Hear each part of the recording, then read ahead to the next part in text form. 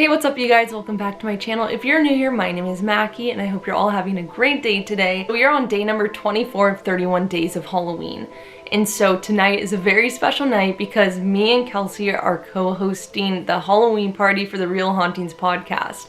So it's a live stream on Twitch. Everything will be linked down below. But it starts at 6 p.m. Pacific Standard Time. And it's going to be super fun. Me and Kelsey are dressing up and we're just going to be talking about our stories, having fun, playing games.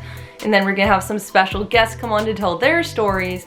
And if you guys have any scary stories, we'll be inviting people from the audience to come on and hang out and tell their stories as well. If you guys want to swing by, the link is down below. And since everything with COVID, no one's really able to have Halloween parties, so that's the fuel we're kind of trying to go for. So yeah, you guys should definitely check it out. I think it's gonna be a fun night all together. Amanda's coming over to my house as well, so she's gonna pop in on the live stream.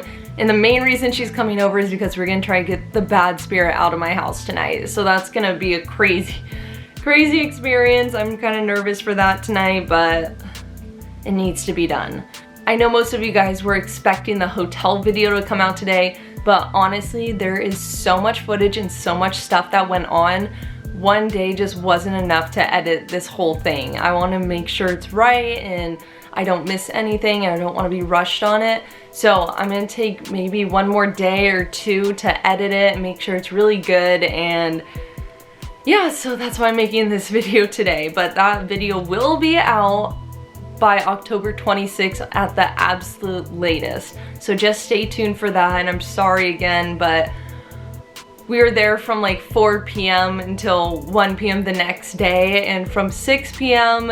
literally things got crazy. So I figured in today's video, I'm just gonna give you guys an update on everything that's happened in the past 3 days because it's been a lot. Let's just get straight into the video.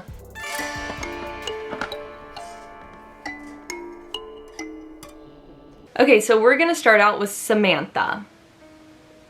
So, a little update on Samantha. This is my haunted doll, Samantha. If you don't know who she is, I've had her since September. So I think it was around September 1st I got her.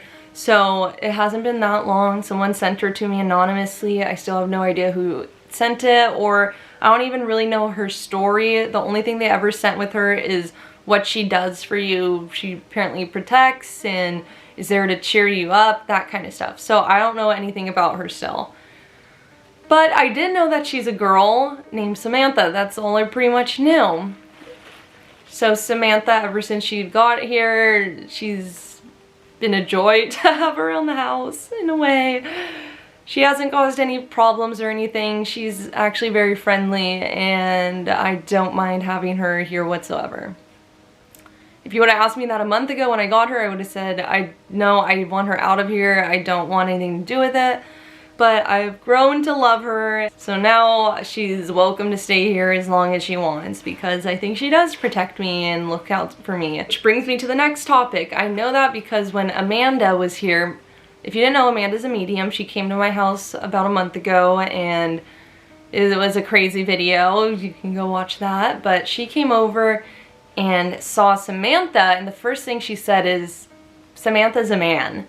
And I was like, what? No way. She's like, yeah, Samantha's a man. So by the end of the night, the bad spirit had been around so much that we figured out that the bad spirit was posing as Samantha to confuse Amanda. So he was being an imposter. So he wouldn't let Amanda see her whatsoever. She saw a slight shadow, but for the most part, Samantha wasn't there. Amanda could communicate with her, but couldn't see her whatsoever. And so he completely overpowers her. By the end of the night, she didn't know if she even saw Samantha because she said the second she walked in, this bad spirit had been following me like a dog. So she just figured it was Samantha, but it wasn't. It was the bad spirit. So by the end, she's like, well, maybe she is a girl. I'm not really sure since the other spirit wouldn't let me see the doll and was impersonating her. So I'm not too sure. So I went about my life with her as a girl and just calling her Samantha and girl, all of that stuff, and didn't really think much of it after that. And then we go to the hotel the other night and Samantha's there laying on the bed and Amanda walks in and goes, oh, Samantha's 100% a man. That is a Sam. She is 100% a man. So from that point forward, it is 100% verified that Samantha's actually Sam. He's a boy. He protects me, he likes me, he's in love with Lola, that kind of stuff. So yeah, Samantha's a Sam. Not gonna call him Samantha anymore. So that was a shocking discovery. After Amanda found out he's a boy, if someone said Samantha, he'd get kind of like frustrated and be like, no, no, not Samantha. So he wants to be called Sam or Sammy. He does not want to be referred to as a girl or anything like that. So yeah, this is Sam. And I asked if she could see Sam, and she said he's kind of just like a shadow, but she can definitely tell he's a boy. So that's the update with Sam. I don't know what to do. If I should, I don't know. The dress and everything, I don't know. I'm sorry you have to wear that. Sam's a boy. I'm okay with that. It was just a little shocking, as you could imagine. Someone you've been calling a girl for so long all of a sudden is a man. So yeah, there's that. I believe it because I'm thinking back of when Kelsey was over at my house a couple weeks ago and we were doing the Estes method in my room. I remember asking Sam, I said, are you a boy? And he said, yes. And I was like, oh my God. And then I asked, are you a girl? And he said, yes, in theory, doll. So I think that was him saying, yes, the doll is a female, but himself, he's a boy. So that's just crazy. So I'm sorry for calling you a girl this time. Please forgive me. So the next topic is going to be my house. So if you don't know, there's a bad spirit here. It's been here my whole life. Been here since before my parents even bought the house, before I was born. It's always been here basically. And he comes and goes in periods. I've realized like he'll be here for like a certain amount of time, then disappear for a couple years. And sometimes you'll be able to feel his energy that like he's here. And so I thought I got rid of him like 3 or 4 years ago now. I thought I got rid of him, but apparently he was just in hiding for some reason. So he's back, and apparently his only purpose here is to bring us down, put negative emotions out there, and basically just be a downer all the time. So now that we know what it is, it's time for him to go, and I'm not going to talk about it too much in here right now, but tonight Amanda's coming over and we're going to get rid of him. So that's gonna happen, and I'm nervous. Yeah, but okay, that's all I'm gonna say about that topic for right now because I'm home alone and I don't want to talk about it. Okay, next up on the list. I'm sure some of you saw my video that I uploaded yesterday of me and Kelsey at the haunted Bluff, and that was insane. First of all, I'm completely fine. I never felt any negative feelings or anything that night when I got scratched. Literally all I felt was the burning sensation on my back, and my back was aching. That's all I felt. So the scratches were there. I didn't feel weird. I felt completely coherent, so I wasn't possessed or anything like that whatsoever. It just happened when Kelsey was telling me how she almost got possessed in New Jersey. Midway through the story is when it happened, so that was kind of weird to me. I know I've always been like sensitive to spirits in that way, so I think since she was talking about it, kind of like opened it up for someone to scratch me, so that's kind of just what happened. Once we got back to my house in Sage though, the pain completely went away and I felt completely fine. The scratches were still there, but by the time I woke up it was completely gone, as if nothing ever happened. And they were the type of scratches that I swear to you, they were going to scab. They were like deep scratches. So I was really surprised when I woke up and nothing was there. I thought for sure there were gonna be scabs. But thank God there wasn't anything like that. I'm completely fine. I'm gonna start bringing some more protection with me than I already do, just to be safe. But the real scary part to me was that guy. Oh my gosh. Let me just tell you guys what happened because I didn't really explain it that well in the video. Basically what had happened was me and Kelsey were walking on the trail. We were pretty deep in at this point. And Kelsey wanted to hop over the little fence onto the edge of the cliff, but it's not really the edge yet. There's still like 10 or 20 feet until you get to the edge, so it's not like we were standing on the edge of a cliff or anything. We wanted to walk out there further, and so we're hopping over the fence, and right then I see a flash out of the corner of my eye. So I turn and look, and through the brush I see this light going on and off, and then I see a silhouette of a person standing, and he was about like 100 feet away, so it was pretty far. And at this point I wasn't really saying anything. I was just like, Kelsey, come here, because I didn't know if it was a person or if it was a spirit, because all I saw was the silhouette and the flashing light go on and off. And so I start walking towards it, still not sure what it is. And then as we get closer, we realize it's a person, because he's like speed walking up to us, doing this weird like movement like that. He's like punching the air, kicking the air, just being all weird. So I'm like, okay, Kelsey, let's like start walking back towards him so we get on the other side of him that's close to our car, so he doesn't like trap us in. So as we're walking by him, he stares at us the entire way we walk by, and he's like this. Like a really weird, like scary look he was giving us the whole way he was passing by, and doing this like weird speed walk.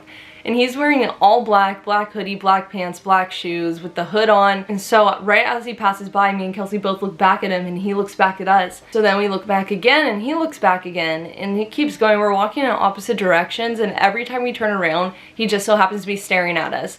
So we walk faster, and as we're getting away from him, we see this guy sprinting down the trail at us.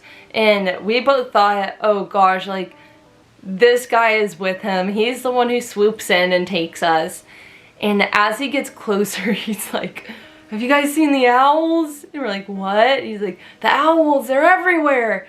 And so basically it was just like a dad on a run for some reason at 11 o'clock at night talking about owls. And we're like, okay, we love this guy so much, just stay with us, please. But anyway, so we kind of forgot about it after that guy ran by and like changed our whole mood. We didn't really think anything of it after that. We continued to explore and walk around, and we're there for probably about 30 more minutes. And we kept hearing like rustling in bushes and footsteps, and we don't know if that was like actually spirits or if it was a person. We have no idea, but we keep hearing all this the whole time. So by this point, we're standing there, something gets thrown at us, or someone tried to lunge and grab us, or something happened that was like a really loud noise right next to us.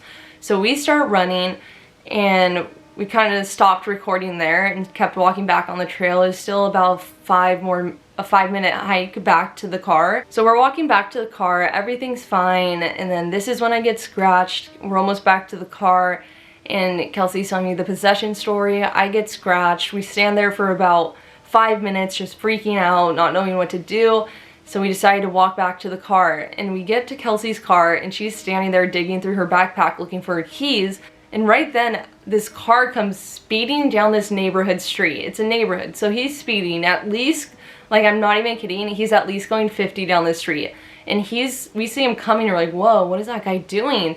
And at the last second, he angles his car at the back of Kelsey's car as if he was gonna go stop behind it and trap us in or something. So right then, Kelsey finds her keys, unlocks the car, and we get in. And right as we get in, he was about to be at the back of Kelsey's car, and last second, he just flips a U-turn and speeds out of there. And we're like, okay, that was super weird. We didn't even think like it had anything to do with that other guy. But right in that moment, as Kelsey turns on her car, we see the guys walking out of the Bluff area. And he's looking directly at us, speed walking, and he sees us sitting in the car, and he starts kicking these fence posts, kicking the air, punching the air, yelling to himself, throwing like a temper tantrum for some reason. And so he starts walking up to the car, and right then Kelsey speeds off, and then it hits us. We're like, what if he was following us the entire time, watching us, trying to kidnap us or do something, and he called his partner who was in that car to come get us, and he zoomed up, and right as we got in the car, he realized he can't do anything, and then the other guy comes out and he's pissed that we got away. But we're not sure. We don't know if we just made this up in our heads or what was really going on, but that guy we saw in there was definitely sketchy. He was definitely either on something or just a bad person. We don't know, but it was really scary. Like after the fact when all that happened, we're like, wow, that was intense. So that's just a little update of the things that have happened the past few days. not including the hotel and everything that happened in the hotel. You guys will see that. But it was just, it's just been a crazy few days. I'm gonna wrap up the video there for today, but I'm gonna continue editing the hotel video and get that up for you guys as soon as I can. But I hope you guys did enjoy this video and get ready for tonight. Come by the live stream. It's gonna be a lot of fun. We're all gonna be hanging out. So make sure you stop by for that. Like I said, everything will be linked down below. But other than that, thank you guys so much for watching, and I will catch you tomorrow. Peace.